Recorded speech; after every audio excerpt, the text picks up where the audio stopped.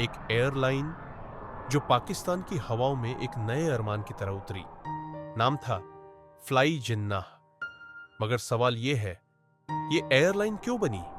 क्या ये सिर्फ एक और बजट एयरलाइन थी? बिफोर प्रोसीडिंग थी small request to like, share and subscribe the channel. या फिर इसके पीछे कोई और एजेंडा छुपा था? आज हम उठाएंगे उस पर्दे को जिसके पीछे छुपी है एक नए सफर की कहानी। बैकग्राउंड और लॉन्च 2022। जब पाकिस्तान की इकोनॉमी डूबती जा रही थी, एयरलाइंस एक एक करके बंद हो रही थी, तब एक नया नाम उभरता है, फ्लाई जिन्नाह। इसका नाम सुनते ही एक सोच जहन में आती है, कायदे आजम मोहम्मद अली जिन्नाह। मगर यह नाम सिर्फ एक सिंबल था या इसके पीछे कोई डीपर ब्रांडिंग स्ट्रेटेजी थी? यह एयरलाइन एक जॉइंट वेंचर थी, पाकिस्तान का लैक्सन ग्रुप और यूएई का एयर अरेबिया। मतलब पाकिस्तानी जमीन पर एक Emirati strategy, suspense and curiosity angle. लेकिन सवाल यह है, जब पीआईए अपनी आखिरी सांसें ले रही थी, एयरब्लू का मार्केट लिमिटेड था और सिरिन सिर्फ अमीर क्लास को सर्व कर रही थी, तो फ्लाई जिन्नाह ने मिडिल क्लास को टारगेट क्यों किया?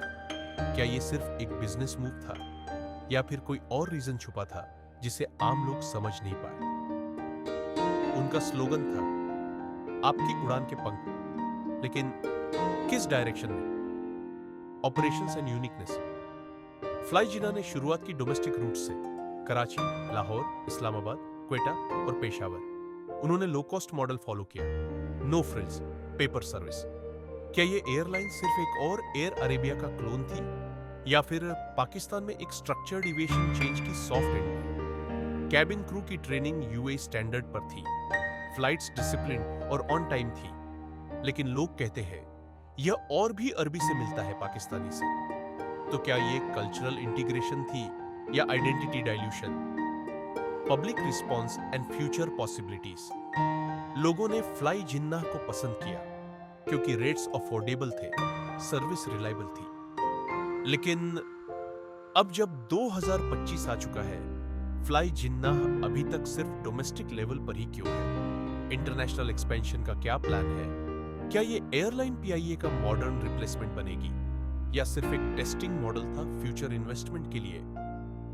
फ्लाई जिन्नाह, एक नाम, एक सफर। लेकिन क्या ये सिर्फ हवा में उड़ती एक और एयरलाइन है या फिर एक गेम चेंजर जिसकी असली कहानी अभी लिखी जा रही है? सवाल अब भी जिंदा है और जवाब सिर्फ वक्त के पास है।